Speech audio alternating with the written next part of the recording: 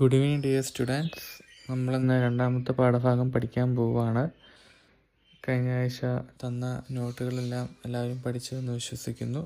നമ്മൾ രണ്ടാമത്തെ പാഠത്തിലേക്ക് നീങ്ങുകയാണ്. നമ്മൾ രണ്ടാമത്തെ പാഠത്തിൻ്റെ പേര് ഫോലി എന്നാണ്. ഈ കഥയിലെ പ്രധാനപ്പെട്ട കഥാപാത്രത്തിൻ്റെ പേര് സുലേഖ എന്നാണ്. Story folly revolves around Sulekha, a girl called folly due to her simple and backward nature. As a child, she suffered a brain injury and later smallpox, which left her face disfigured and speech stammered. Neglected at home and mocked by others, Polly grew up in silence and fear. When a girls' school opened in her village, she was reluctantly sent there. Though initially terrified, a kind teacher encouraged her, helping her gain confidence and self-respect. Years later, Boli's marriage was arranged with Vishwambar Nath, an older greedy man. At the wedding, he demanded dowry. Upon seeing Foli's face, humiliated, her father agreed to pay. But Foli bravely refused the marriage. She shocked everyone by speaking clearly and rejecting the insult to her dignity. Facing harsh criticism, she stood firm and declared her intent to stay unmarried, serve her parents, and teach at the village school.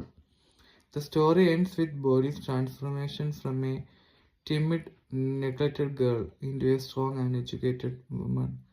Her teacher, who had guided her journey, felt proud. Boli highlights the importance of education, self-respect, and empowerment, especially for women facing social and physical disadvantages. ഇതിൽ പ്രധാനമായിട്ടും പറയുന്നത് സ്ത്രീകളുടെ വിദ്യാഭ്യാസത്തെക്കുറിച്ചും self റെസ്പെക്റ്റിനെ കുറിച്ചും എംപവർമെൻറ്റിനെ കുറിച്ചൊക്കെയാണ് പ്രധാനമായിട്ടും ഈ ഒരു കഥയിലൂടെ നമ്മളോട് പറയാൻ ഉദ്ദേശിക്കുന്നത്. കഥയിലെ നായികയുടെ പേര് സുലേഖ എന്ന് ആണെങ്കിലും ഫോലി എന്ന പേരിലാണ് അവൾ അറിയപ്പെട്ടിരുന്നത്. ഫോലി എന്ന പേരിലാണ് സുലേഖ എന്ന് പറയുന്ന പെൺകുട്ടിയെ ആളുകൾ വിളിച്ചുകൊണ്ടിരുന്നത്. കാരണം ഫോലി എന്ന് പറഞ്ഞാൽ ബുദ്ധിമാന്ദ്യം സംഭവിച്ച ആളുകളെ വിളിക്കുന്ന വിളിപ്പേരാണ് ഫോലി എന്നുള്ളത്.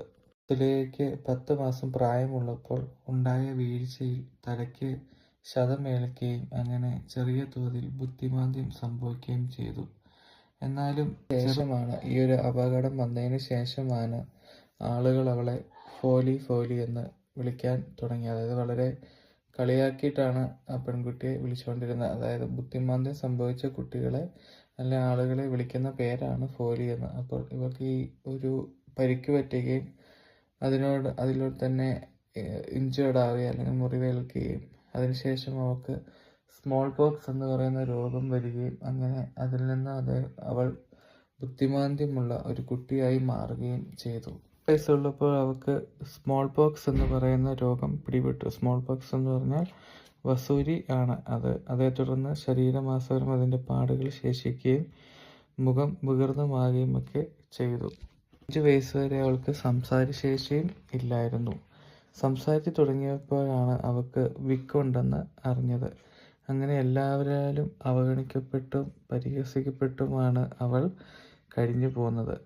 സഹോദരിമാരൊക്കെ നല്ല രീതിയിൽ വിവാഹം ചെയ്തയക്കാൻ കഴിയുമെങ്കിലും ഫോലിക്ക് സൗന്ദര്യമോ ബുദ്ധിയോ ഇല്ലാതിനാൽ അവളുടെ ഭാവി എന്താകുമെന്ന് അച്ഛൻ എപ്പോഴും ചിന്തിച്ചിരുന്നു. അതായത് ഇങ്ങനെയുള്ളൊരു പെൺകുട്ടി വളർന്നു വരുമ്പോൾ അതിൻ്റെ ബുദ്ധിമുട്ടും കാര്യങ്ങളും അത് അനുഭവിച്ചവർക്കാണ് അത് കൂടുതലായിട്ട് അറിയാൻ സാധിക്കുക. അപ്പം ഈ ഒരു സിറ്റുവേഷൻ ഉള്ളപ്പോൾ അച്ഛൻ എപ്പോഴും ഈ ഫോലിയെക്കുറിച്ച് ടെൻഷൻ അടിക്കുകയും അതായത് മറ്റുള്ള പെൺകുട്ടികളെല്ലാം സഹോദരിമാരെല്ലാം വിവാഹം ചെയ്തയക്കുകയും പക്ഷേ ഫോലി എന്തായിത്തീരും അല്ലെ ഫോലിയുടെ ജീവിതം എന്തായിത്തീരുമെന്ന് അച്ഛൻ എപ്പോഴും ചിന്തിച്ചിരുന്നു. അച്ഛൻ്റെ പേര് രാംലാൽ എന്നാണ്. ഫോലിക്ക് 7 വയസ്സ് പ്രായമുള്ളപ്പോൾ നാട്ടിൽ ഒരു പള്ളിക്കൂടം ആരംഭിക്കുകയും ഫോലി ആ സ്കൂളിൽ ചേർക്കുകയും ചെയ്തു. അതായത് നമുക്കറിയാം പുറത്തുള്ള അതായത് കേരളം വിട്ട് കഴിഞ്ഞ് കഴിഞ്ഞാൽ അല്ലെങ്കിൽ കേരളത്തിൽ പുറത്തുള്ള സംസ്ഥാനങ്ങൾ പോയി കഴിഞ്ഞ് കഴിഞ്ഞാൽ നമുക്കറിയാൻ സാധിക്കും പെൺകുട്ടികൾക്ക് വിദ്യാഭ്യാസം കിട്ടുക എന്ന് പറയുന്നത് ഇന്നും പല ഗ്രാമങ്ങളിൽ പല സ്ഥലങ്ങളിൽ നിന്നും ചോദ്യചിഹ്നമായിട്ട് മാറുകയാണ്. അതായത് ആൺകുട്ടികൾക്കാണ് കൂടുതലായിട്ട് വിദ്യാഭ്യാസവും പ്രാധാന്യവും ഉള്ള സൈഡുകളിൽ ആ ഏരിയകളിലൊക്കെ കൂടുതലായിട്ട് കൊടുക്കുന്നത്. നമ്മൾ സ്കൂളുകളിൽ പോയി കണ്ടു കഴിഞ്ഞാൽ തന്നെ അറിയാം, പെൺകുട്ടികളുടെ എണ്ണം വളരെ കുറവായിരിക്കും. അങ്ങനെ ഫോലിയുടെ നാട്ടിൽ, അല്ലെങ്കിൽ ഫോലി ജീവിച്ചിരുന്ന നാട്ടിൽ, അവിടെ ഒരു പള്ളിക്കൂടം, അതായത് പെൺകുട്ടികൾക്ക് മാത്രമായിട്ടുള്ള ഒരു സ്കൂള് ആരംഭിച്ചു. ആ സ്കൂളിൽ ഫോലി, അല്ലെങ്കിൽ നമ്മുടെ സുലേഖ പഠിക്കാനായിട്ട് പോവുകയും ചെയ്തു. ഈ കാലത്തൊക്കെ ഫോലിക്ക് സ്കൂളിൽ പോകാൻ ഭയങ്കര മടിയായിരുന്നു. പക്ഷേ ടീച്ചറിൻ്റെ സ്നേഹത്തിൻ്റെ പൂർണ്ണമായ ഇടപെടൽ കൊണ്ട് സുലേഖ സ്കൂളിൽ പോകുവാനും സ്കൂളിലെ കാര്യങ്ങളൊക്കെ ചെയ്യുവാനും ഒക്കെ ഭയങ്കരമായിട്ട് ഇഷ്ടം വന്നു.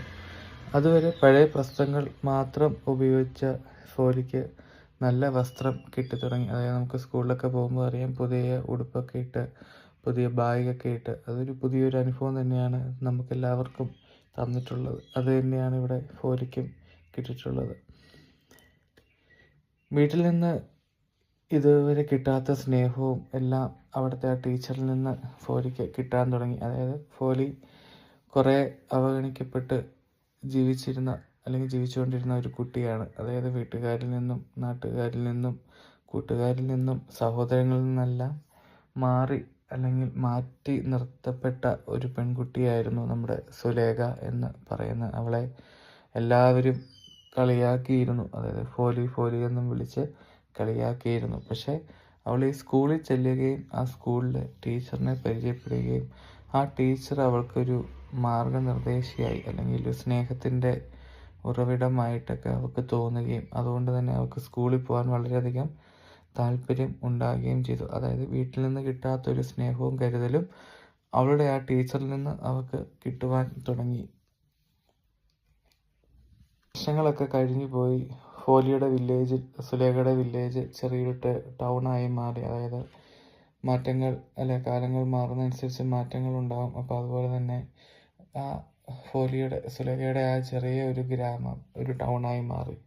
അന്നത്തെ പ്രൈമറി സ്കൂൾ ഹൈസ്കൂളായി മാറി. ഫോലിയും വളർന്ന് വിവാഹപ്രായമായ ഒരു പെൺകുട്ടിയായി. അച്ഛൻ രാംലാൽ ഫോലിക്ക് വേണ്ടി ബിഷാബർനാഥ് എന്ന ആളുടെ വിവാഹാലോചന കൊണ്ടുവന്നു. അതായത് അത് കല്യാണപ്രായമൊക്കെ ആയപ്പോൾ സുലേഖയ്ക്ക് ഒരു കല്യാണ ആലോചന വന്നു. അതായത് പെൺകുട്ടികൾ വളർന്നു വന്നു കഴിഞ്ഞാൽ പിന്നെ അച്ഛനമ്മമാർക്ക് ഭയങ്കര ടെൻഷനാണ്. എങ്ങനെ ഇവരെ വിവാഹം ചെയ്ത് അയക്കും, അല്ലെങ്കിൽ നല്ല സുരക്ഷിതമായ ഒരാളുടെ കയ്യിൽ എങ്ങനെ ഏൽപ്പിക്കുമെന്ന് എപ്പോഴും ഡൗട്ടാണ്. അപ്പോൾ ഈ രാംലാലും അങ്ങനെ ചിന്തിച്ചു. കാരണം സുലേഖ എന്ന് പറയുന്നത് വളരെയധികം പ്രതികൂലങ്ങളുള്ള, അല്ലെങ്കിൽ സ്വന്തമായി കുറേ കുറവുകളുള്ള ഒരു കുട്ടിയായിട്ടാണ് സമൂഹം കാണുന്നത്. അതുകൊണ്ട് തന്നെ അച്ഛൻ എപ്പോഴും വളരെയധികം വേദനയിലും ടെൻഷനിലുമൊക്കെ ആയിരുന്നു. അച്ഛൻ സുലേഖയ്ക്ക് വേണ്ടി കൊണ്ടുവന്ന കല്യാണാലോചന ആളുടെ പേരെന്ന് പറയുന്നത് ബിഷബർനാഥ് എന്നൊരു വ്യക്തിയായിരുന്നു. അദ്ദേഹം ഒരു പ്രായം ചെന്ന ഒരു മധ്യവയസ്കനായിരുന്നു. അത്യാഗ്രഹിയും അതുപോലെ തന്നെ കാലിന് മുടന്തമുള്ള ഒരു ആളായിരുന്നു. കാരണം ഫോലി എന്ന് പറയുന്ന പെൺകുട്ടിക്ക് കുറവുകളുള്ളതുകൊണ്ട് തന്നെ കുറവുകളുള്ള ആളെയാണ് അവരുടെ വീട്ടുകാർ, അല്ലെങ്കിൽ അവളുടെ വീട്ടുകാർ കൂടുതലായിട്ട് ഫോലിക്ക് വേണ്ടി കല്യാണം ആലോചിച്ചിരുന്നത്. അങ്ങനെ കുറേ ദിവസങ്ങൾ കഴിഞ്ഞു. വിവാഹ ദിവസം എത്തി. വളരെ ആർഭാടത്തോടു കൂടി വരനും സുഹൃത്തുക്കളും എത്തിച്ചേർന്ന് കണ്ട് എല്ലാവരും അമ്പരന്നു. അത്രയ്ക്ക് ആർഭാടമായിരുന്നു. കല്യാണത്തിൻ്റെ ചടങ്ങുകൾ തുടങ്ങി. ചെറുക്കനും പെണ്ണും അഭിമുഖമായി ഇരുന്നു. ചടങ്ങിൻ്റെ ഭാഗമായി വധുവിൻ്റെ മുഖപടം മാറ്റിയപ്പോഴാണ് അവളുടെ മുഖം ബിഷബർനാഥ് ശരിക്കും കണ്ടത്. അതായത് കല്യാണ സമയത്താണ്, അല്ലെങ്കിൽ ആ ഒരു സിറ്റുവേഷനിൽ, ആ ഒരു സമയത്താണ് ബിഷബർനാഥ്, അല്ലെങ്കിൽ കല്യാണ ചെറുക്കൻ, നമ്മുടെ സുലേഖനെ ഒന്ന് ശരിക്കും കാണുന്നത്. അപ്പോൾ വസൂരിയൊക്കെ പോയ മുഖമാണ്. ആ മുഖത്തെല്ലാം വസൂരിയുടെ ആയിട്ടുള്ള പാടുകളും അതിൻ്റെതായ കുറേ പ്രശ്നങ്ങളും ആ ഒരു സൗന്ദര്യത്തെ ബാധിക്കുന്ന, അല്ലെങ്കിൽ സൗന്ദര്യത്തെ മറയ്ക്കുന്ന കുറേയധികം കാര്യങ്ങളെല്ലാം ആ ഒരു മുഖത്ത് ഉണ്ടായി. അങ്ങനെ ഇത് കണ്ട വരനും, അല്ലെങ്കിൽ ബിഷബർനാഥും കൂട്ടുകാരും ഈ കല്യാണത്തിൽ നിന്ന് മാറാനുള്ള ആലോചനയിലും ചിന്തയിലും എത്തി. രാംലാൽ കരഞ്ഞ് അപേക്ഷിച്ചു. വിവാഹം മുടങ്ങിയാൽ തനിക്ക് ഈ നാട്ടിൽ നിൽക്കാൻ കഴിയില്ല, അതുകൊണ്ട് എന്ത് വേണമെങ്കിലും ചെയ്യാമെന്ന് പറഞ്ഞ് ബിഷാംബറിൻ്റെ കാൽക്കൽ വീണു. 5000 രൂപ തന്നാൽ കല്യാണത്തിന് സമ്മതമെന്ന് ബിഷാംബർ പറഞ്ഞു. വളരെ നേരത്തെ വിലപേശലിന് ശേഷം രാംലാൽ 5000 രൂപ ബിഷപ്പാറിന്റെ കാൽക്കൽ വെച്ചു. അങ്ങനെ വീണ്ടും കല്യാണത്തിന്റെ ചടങ്ങുകളിലേക്ക് കടന്നപ്പോൾ അതുവരെ മിണ്ടാതിരുന്ന ഫോലി അല്ലെങ്കിൽ സുലേഖ പയ്യെ മുഖം ഉയർത്തി. അവളുടെ കണ്ണുകൾ തീക്ഷ്ണമായി മുഖപടം വലിച്ചൂരി ഹോമകുണ്ഡത്തിലേക്ക് എറിഞ്ഞു. ഇതുപോലെ അത്യാഗ്രഹിയായുള്ള ഭാര്യയായി ജീവിതകാലം മുഴുവൻ തനിക്ക് ജീവിക്കാൻ കഴിയില്ല, അതിന് തന്നെ കൊണ്ട് സാധിക്കുകയില്ല എന്ന് ഉച്ചത്തിൽ അല്ലെങ്കിൽ വലിയ സൗണ്ടോടുകൂടി ശബ്ദത്തിൽ നമ്മുടെ ഫോലി അല്ലെങ്കിൽ സുലേഖ പറഞ്ഞു. ഇത് കേട്ട് എല്ലാവരും ഞെട്ടി. പലരും അവളെ കളിയാക്കാൻ തുടങ്ങി. കുടുംബത്തിൻ്റെ പേര് കളയുമെന്ന് ശകാരിച്ചു. പക്ഷേ സുലേഖ പിൻവാങ്ങിയില്ല. ഞാനിനി വിവാഹം കഴിക്കുകയില്ല, എനിക്ക് വിവാഹത്തിനോട് താല്പര്യമില്ല എന്ന് സുലേഖ ഉറക്കെ പറഞ്ഞു. തൻ്റെ മാതാപിതാക്കൾ പ്രായമാകുമ്പോൾ അവരെ സംരക്ഷിക്കുന്ന ചുമതല ഏൽക്കുമെന്നും താൻ പഠിച്ച സ്കൂളിൽ തന്നെ താൻ ഒരു അധ്യാപികയായി ജോലി ചെയ്യുമെന്നും ഫോലി അല്ലെങ്കിൽ നമ്മുടെ സുലേഖ ഉറക്കെ പറഞ്ഞു. ഇത് കേട്ട് എല്ലാവരും നിശബ്ദരായി അല്ലെങ്കിൽ ശബ്ദരായി ആശ്ചര്യത്തോടു കൂടി എല്ലാവരും നിൽക്കുകയാണ്. ഇതിനെല്ലാം സാക്ഷിയായി ഒരു ഭാഗത്ത് ഒതുങ്ങി നിന്ന അവളുടെ പഴയകാല ടീച്ചർ അവളെ ആശ്വസിപ്പിക്കുകയും അവൾക്ക് ധൈര്യം പകരുകയും ചെയ്തു.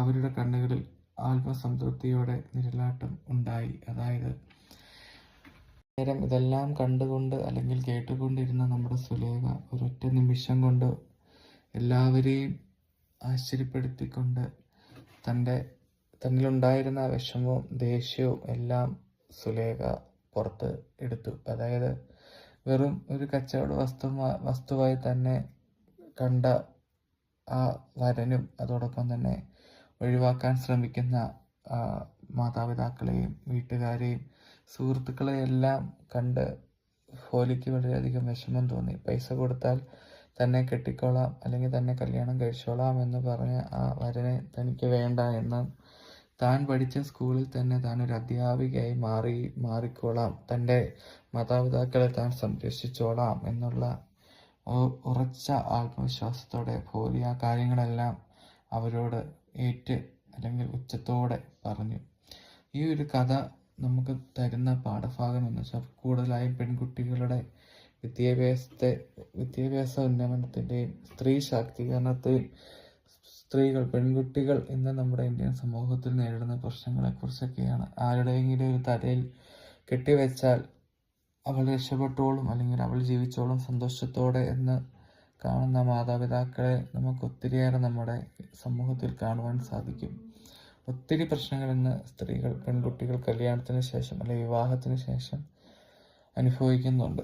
അപ്പോൾ ഈ കഥയെല്ലാം നമുക്ക് പറഞ്ഞു തരുന്ന മോറൽ തിങ് എന്ന് പറയുന്നത് നമ്മൾ വിദ്യാഭ്യാസത്തിന് കൂടുതൽ പ്രാധാന്യം നൽകുകയും ആ വിദ്യാഭ്യാസത്തിലൂടെ മാറ്റങ്ങൾ കൊണ്ടുവരികയും നല്ലൊരു ജോലി സമ്പാദിക്കുകയും അതിനുശേഷം മാത്രം ഒരു കുടുംബജീവിതത്തിലേക്ക് അല്ലെങ്കിൽ ഒരു ഫാമിലി ലൈഫിലേക്ക് പോകണമെന്നൊക്കെയാണ്. അതായത് സ്വന്തമായി അധ്വാനിച്ച് സ്വന്തമായി ഒരു വാക്കെങ്കിലും തെറ്റ് കണ്ടാൽ അതിനെ എതിർത്ത് പറയാനുള്ള ഒരു ധൈര്യം ഉണ്ടാവണമെങ്കിൽ അത് വിദ്യാഭ്യാസത്തിലൂടെ മാത്രമേ പറ്റുകയുള്ളൂ എന്നാണ് നമുക്ക് ഈ ഒരു കഥയിലൂടെ കാണുവാൻ സാധിക്കും. സമൂഹത്തിൽ നിന്ന് ഒറ്റപ്പെട്ട് നിൽക്കുന്ന കുറേയധികം ആളുകൾ, സ്ത്രീകൾ, പെൺകുട്ടികൾ ഇപ്പോഴും നമ്മുടെ സമൂഹത്തിൽ ഉണ്ട്.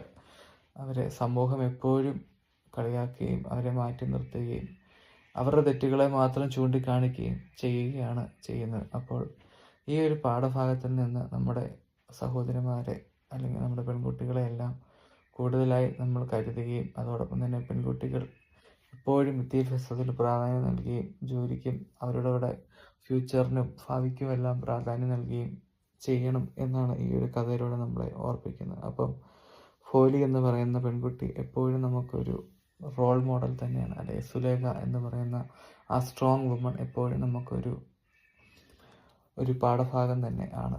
അപ്പോൾ ഈ ഒരു പാഠഭാഗത്തിൽ നിന്ന് ഇതാണ് നമുക്ക് ഏറ്റവും കൂടുതൽ പഠിക്കാനായിട്ട് ഉള്ളത്. അപ്പം എല്ലാവർക്കും പാഠഭാഗം മനസ്സിലായി എന്ന് വിചാരിക്കുന്നു. എന്തെങ്കിലും ഡൗട്ടോ കാര്യങ്ങളുണ്ടെങ്കിൽ ചോദിക്കുക.